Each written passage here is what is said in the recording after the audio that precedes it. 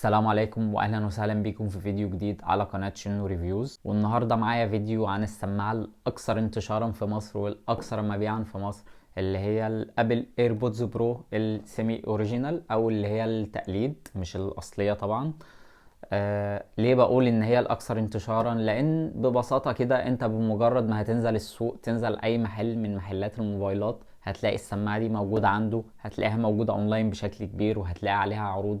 في ناس بتعمل عليها عروض وبتقول ان السماعة دي مايك جبار وسماعة صوتها مش عارف ايه وكلام من ده. فهل فعلا الكلام ده حقيقي ولا لأ؟ ده اللي هنستعرضه مع بعض النهاردة. ولكن قبل ما نبدأ سيب لي لايكك وسبسكرايبك الجميل كده، ويلا بينا عشان نشوف الكلام اللي بيتقال عن السماعة دي فعلا حقيقي ولا لأ. طبعا ده شكل العلبة، نفس شكل الاوريجينال بالظبط، يعتبر اختلافات بسيطة خالص. مكتوب هنا ان البوكس بيشحن وايرلس. طبعا هنجرب الكلام ده دلوقتي مع بعض. نفتح العلبة، دي شوية كتالوجات طبعا ملهاش اي لازمة، حاجات بتيجي مع السماعة. نيجي هنا للسماعة. طبعا انا فاتحها قبل كده وعامل فيديو شورت انبوكسنج ليها، ف يعني مش اول مرة افتحها. يعتبر نفس شكل الاوريجينال بالظبط، مفيش فيه اي اختلاف. هنا فتحة المايك، الفتحة الصغيرة دي، وده الجزء التاتش اللي بتلمس منه السماعة. بس كده، مفيش اي اختلاف ما بينها وما بين الاصلية.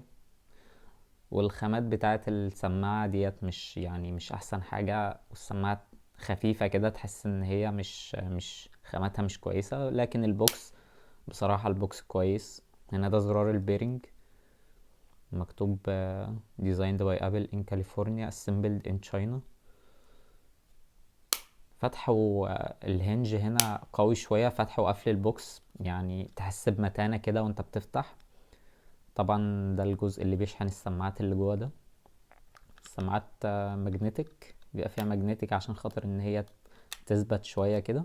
هو مش قوي ولكن هو يفي بالغرض، يعني بحيث ان السماعات ما تقعش.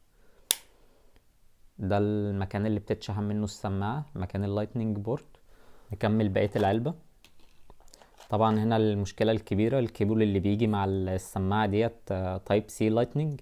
ده طبعا غلط، لان السماعات دي ما ينفعش تشحن بشاحن تايب سي، لان الشواحن التايب سي بتبقى سريعة وده بيأثر على عمر البطارية. هنا التبات اللي هي الزيادة، المقاسات الصغيرة والكبيرة. وطبعا هنا السماعة راكب فيها التباية الوسط.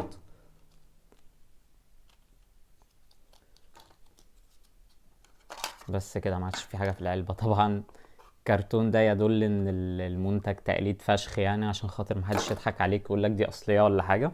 وبكده نكون استعرضنا كل محتويات العلبة. يلا نتكلم عليها كلمتين عشان ألخص لك كل اللي انت عايز تعرفه عن السماعة دي. طبعا انا لما بجيب سماعة جديدة بشوف تجربتي الشخصية مع السماعة، واشوف الكلام اللي في الكتالوجات ده وبقارنه ببعضه، واشوف الكلام ده فعلا حقيقي ولا لأ.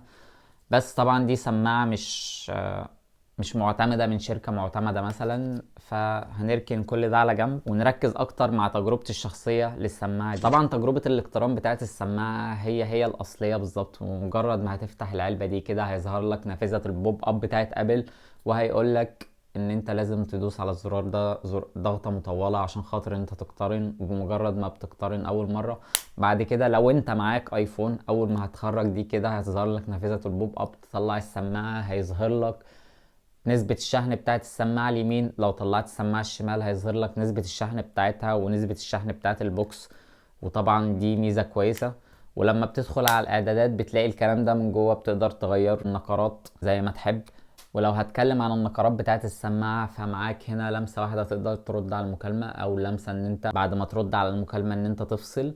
او لو انت مشغل اغاني وعاوز مثلا توقف، لمسة بتوقف. عايز تشغل تاني، لمسة تاني بتشغل. لو عايز تقلب على الاغنية اللي بعد كده، لمستين. لو عايز ترجع الاغنية اللي قبل كده، 3 لمسات. طبعا ما فيهاش اكتف نويز كانسليشن، لان طبعا سماعه رخيصه جدا، سماعه مش بجوده عاليه يعني. فيلا بينا نخش على تجربه الصوت. طبعا تجربه الصوت بتاعت السماعه مش هقدر اقول لك ان هي كويسه جدا، او اقدر اقول لك ان هي وحشه جدا برضو. لا، هي متوسطه بالنسبه للفئه السعريه اللي السماعه بتيجي فيها. ما ننساش ان طبعا الحاجات دي موجهه لناس اللي هي بتدور على الشكل اكتر من تجربه الصوت. لان طبعا دي حاجة تقليد. ومن غير ما اطول عليك في تجربة الصوت، فخليني اقول لك ان تجربة الصوت يعني مثالية بالنسبة للفئة السعرية. يعني لو هديلها تقييم من 10، فخليني مثلا اديلها 7 من 10. وهنتكلم عن البيز والتريبل، فهم موجودين ولكن طبعا مش بشكل كويس، يعني على قدهم برضو شوية كده. شكل السماعة في الودن يعني كويس جدا. السماعة صغيرة، مفيش يعني تفرقة ما بينها وما بين الأصلية، يعتبر نفس التصميم بالظبط، نفس الحجم، نفس كل حاجة. فشكلها في الودن كويس جدا. هي مش بتوجع الودن وثابتة يعني. ولو مش ثابتة معاك، في التبس اللي موجودة هنا تقدر ان انت تغيرها براحتك، بحيث ان انت تلاقي المقاس اللي يناسبك بشكل كبير، المقاس اللي يناسبك في تجربة الاستماع او في تجربة اللبس، بحيث ان السماعة تكون ثابتة في ودنك بشكل كويس. ولو هنتكلم عن تجربة المكالمات، فهنا السماعة تديك تجربة مكالمات رخيصة شوية، لا شويتين تلاتة.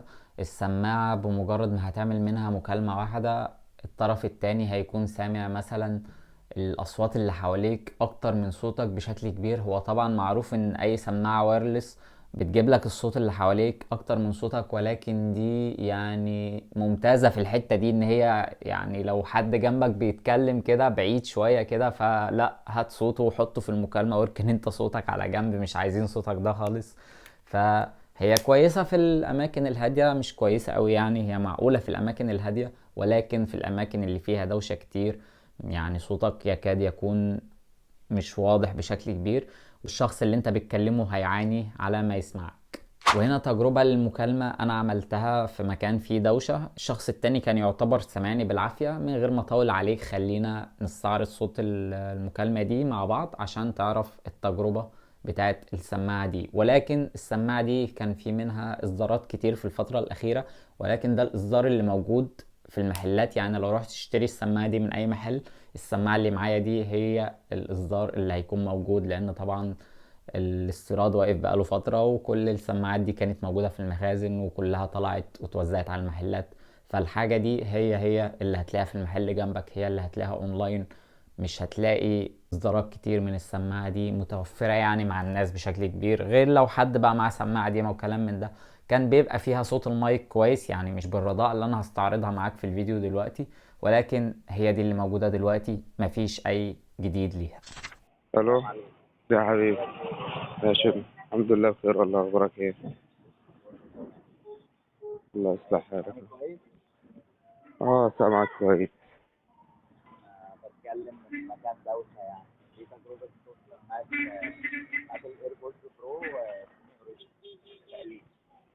اه.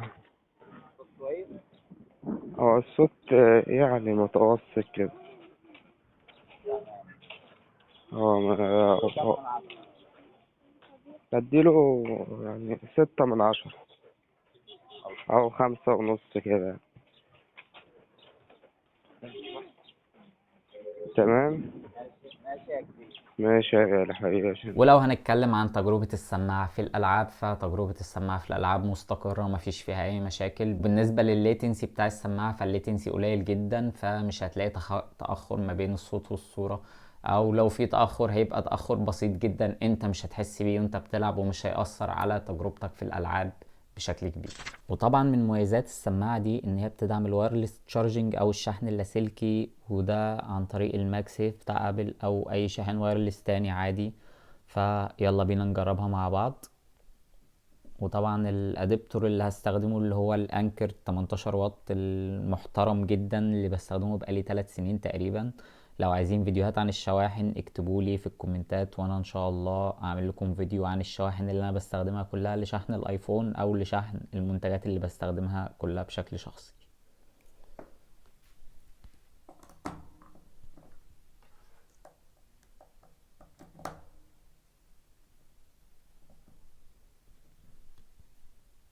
طبعا زي ما شفنا دلوقتي نورت، فمعنى كده ان هي فعلا بتدعم الشحن اللاسلكي. دي طبعا ميزة كويسة جدا وميزة محترمة بالنسبة للفئة السعرية اللي السماعة دي بتيجي فيها.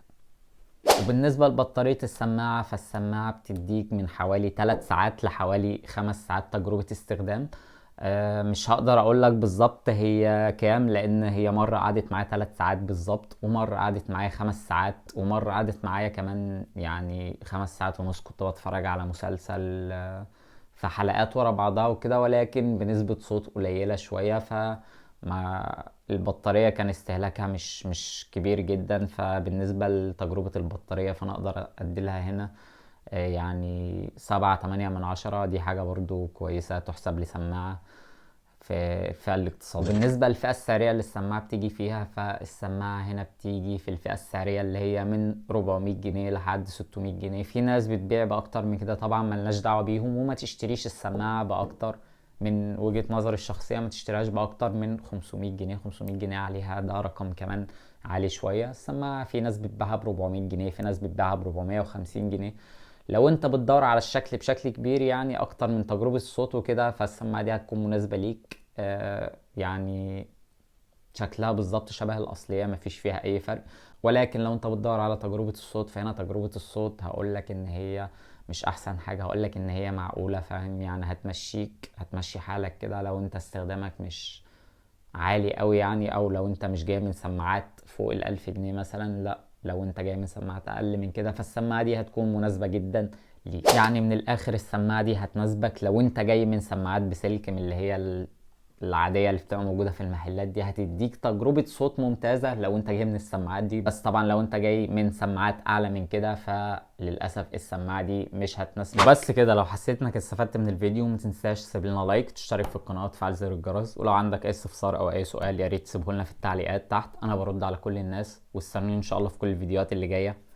السلام عليكم.